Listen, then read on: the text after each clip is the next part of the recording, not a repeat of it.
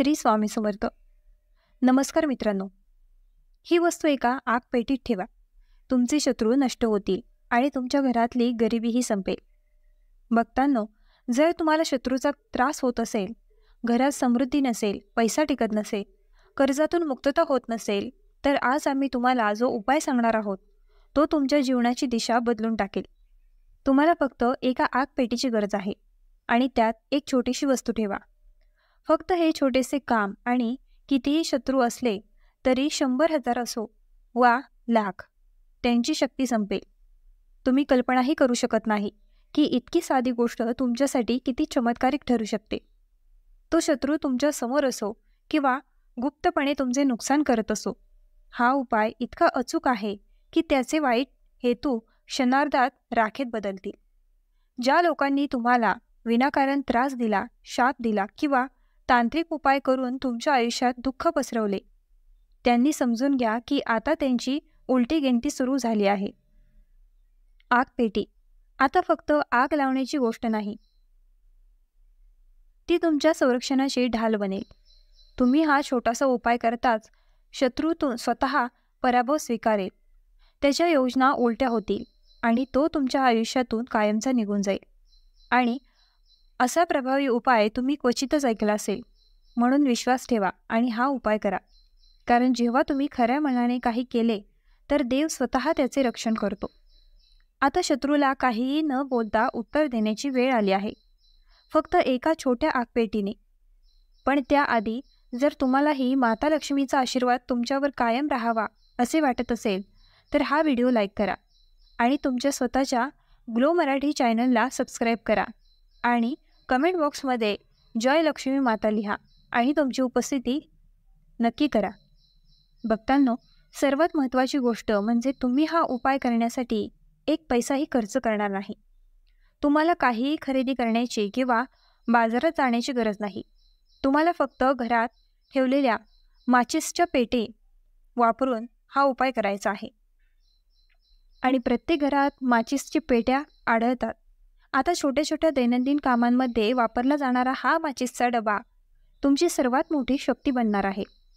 या माचिसच्या मदतीने तुम्ही तुमच्या शत्रूंना तुमच्या आयुष्यातून काढून टाकू शकता आणि ते अशा प्रकारे कराल की ते पुन्हा कधीही परत येणार नाही.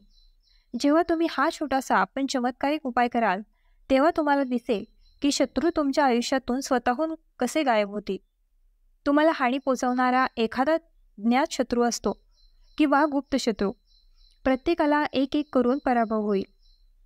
आणि सर्वात चांगली गोष्ट म्हणजे हा उपाय कोणीही करू शकतो. ती स्त्री असो वा पुरुष, तरुण असो वा वृद्ध. हा उपाय कोणत्याही विशिष्ट दिवसापुरता मर्यादित नाही. तुम्ही तो बुधवार, शनिवार किंवा रविवारी किंवा अमावस्येच्या दिवशी कराल की नाही हे महत्त्वाचे नाही, कारण तो एक तोटका आहे आणि तोटका कधीही करता येतो. सकाळी, दुपारी किंवा संध्याकाळी जेव्हाही वेळ असेल तेव्हा तुम्ही तो करू शकता. आता जर तुम्ही जयकाराचा जप केला नसेल तर प्रथम जयकार मोठ्याने म्हणा, जय सांचे दरबार की. आता हा अचूक उपाय कसा करायचा ते आम्हाला कळू द्या. सर्वप्रथम तुम्हाला एक आगपेटी घ्यावी लागेल. लक्षात ठेवा की आगपेटी भरलेली असावी, ती काठ्यांनी भरलेली असावी. रिकामी आगपेटी अजिबात चालणार नाही. तसेच तुम्हाला एक छोटा कागद घ्यावा लागेल, एक साधा पांढरा कागद ज्यावर काहीही लिहिलेले नाही, त्यावर रेषा नसाव्यात. आणि तुमच्यासोबत एक काळे पेन देखील ठेवावे लागेल, म्हणजे काळ्या रंगाचा मार्कर आहे. तुम्ही तो देखील घेऊ शकता. कोणताही पेन घ्या, रंग काळा असावा.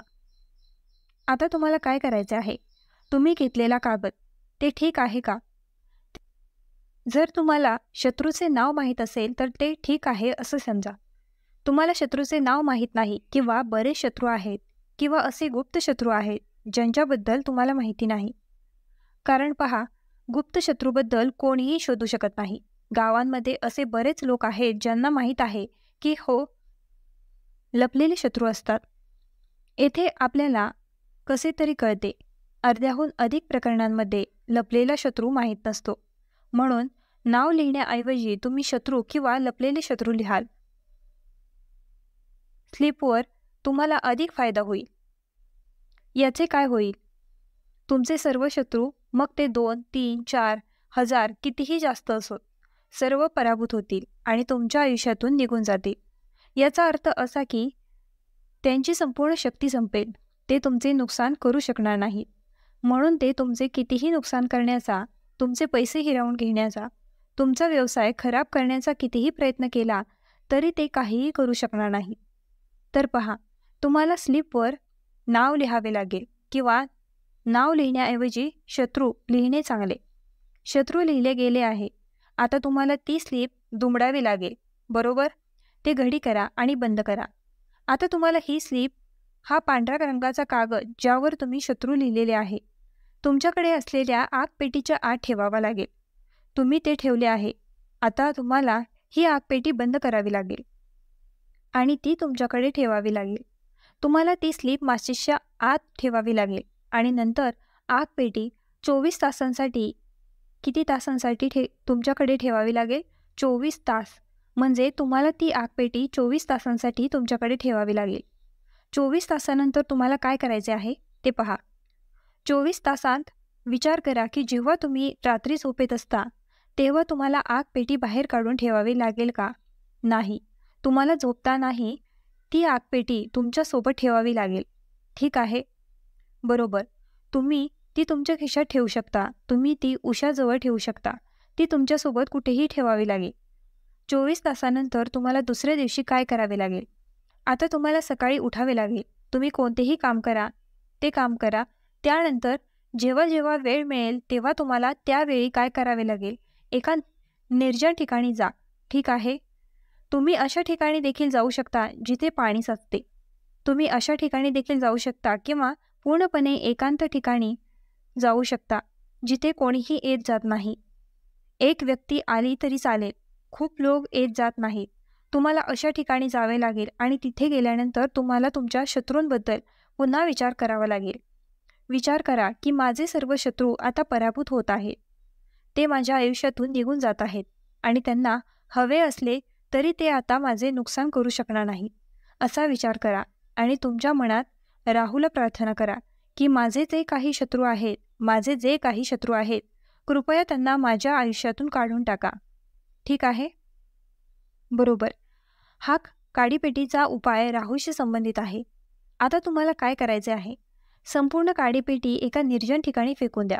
म्हणजेच जेव्हा तुम्ही काडीपेटी फेकता तेव्हा तुम्हाला ती काडीपेटीसह फेकून द्यावी लागते. ही तुमच्या मनात येणारी गोष्ट नाही. तुम्हाला काडीपेटीच्या आतून काडीपेटी बाहेर काढावी लागते आणि ती काडी फेकून द्यावी लागते.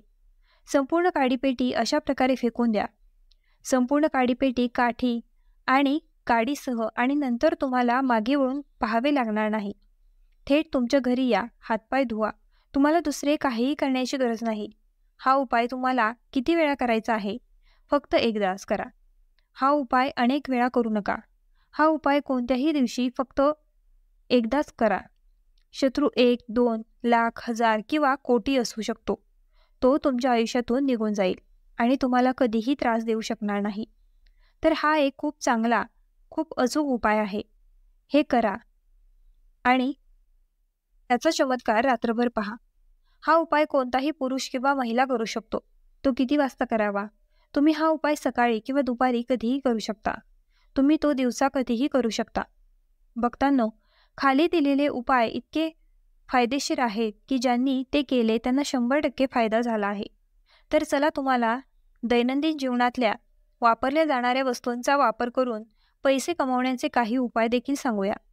अशा प्रकारे घरात अशा काही इतर गोष्टी आहेत ज्या तुमच्या वास्तुदोषाचे कारण बनतात आणि तुमच्या समस्यांचे कारण बनतात.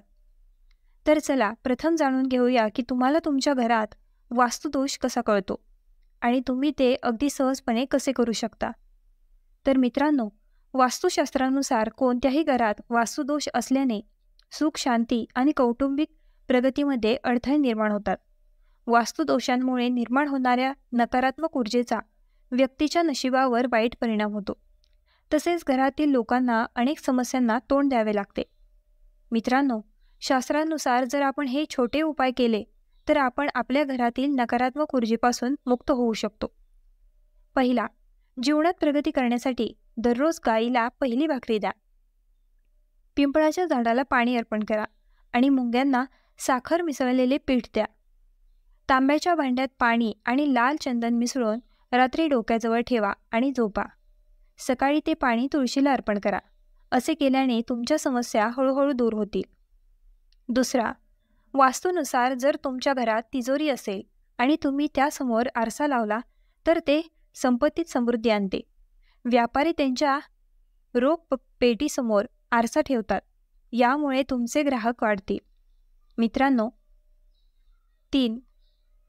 झाडू आणि झाडू कधीही उघड्यावर ठेवू नये. ते नेहमी लपवून ठेवावेत आणि झाडू कधीही स्वयंपाकघरात ठेवू नये. क्रमांक 4. शौचालयाचा दरवाजा नेहमी बंद ठेवावा. असे मानले जाते की घराची नकारात्मक ऊर्जा फक्त शौचालयातच राहते. अशा परिस्थितीत शौचालयाचा दरवाजा उघडा ठेवल्यास नकारात्मक ऊर्जा तुमच्या घरात प्रवेश करते. घरात शांती आणि आनंदासाठी सकाळी आणि संध्याकाळी कापूर तुपात बुडवून जाळावे. यामुळे घरातील वास्तुदोष कमी होतो आणि तिथे राहणाऱ्या सदस्यांच्या जीवनातील समस्या दूर होतात. मित्रांनो, अपघात टाळण्यासाठी हनुमान चालिसानंतर संध्याकाळी कापूर जाळला पाहिजे. क्रमांक 7. घरात ज्या ठिकाणी वास्तुदोष आहे त्या ठिकाणी 2 कापुराच्या काड्या ठेवा. ते पूर्ण झाल्यानंतर ते पुन्हा तिथे ठेवा. 8वा क्रमांक. सूर्यास्तानंतर कधीही कोणालाही दूध, दही किंवा कांदा देऊ नका. हे देखील नशिबात अडथळा ठरू शकते. 9वा क्रमांक. घराच्या मुख्य प्रवेशद्वारावर कधीही कचराकुंडी ठेवू नका. 10वा क्रमांक. घरात कधीही तुटलेला आरसा नसावा. 11वा क्रमांक. शुभेच्छांसाठी सकाळी आंघोळ करताना पाण्यात थोडेसे कापूर तेल घाला. शनिवारी तुम्ही चमेलीचे तेल देखील घालू शकता. 12 क्रमांक. लक्ष्मीचा आशीर्वाद मिळवण्यासाठी दररोज रात्री स्वयंपाकघर पूर्णपणे स्वच्छ करा आणि चांदीच्या भांड्यात कापूर आणि लवंग जाळा. जर ही प्रक्रिया दररोज केली तर घरात समृद्धी राहते आणि देवी लक्ष्मी लवकरच अशा घराकडे आकर्षित होते. अशा घरांपासून नकारात्मकता नेहमीच दूर राहते. मित्रांनो, 13 क्रमांक. घराच्या बेडरूममध्ये झाडे लावू नयेत. याचा तुमच्या नकारात्मक परिणाम होऊ शकतो. क्रमांक 14. घरात झाडे लावताना पाण्यात सैंधव मीठ घाला. तुम्ही साधे मीठ देखील वापरू शकता, पण मित्रांनो, ते अधिक फलदायी आहे.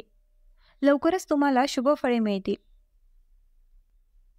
व्हिडिओ आवडला असल्यास आपल्या ग्लो मराठी चॅनलला लाईक, शेअर आणि सबस्क्राईब करायला विसरू नका.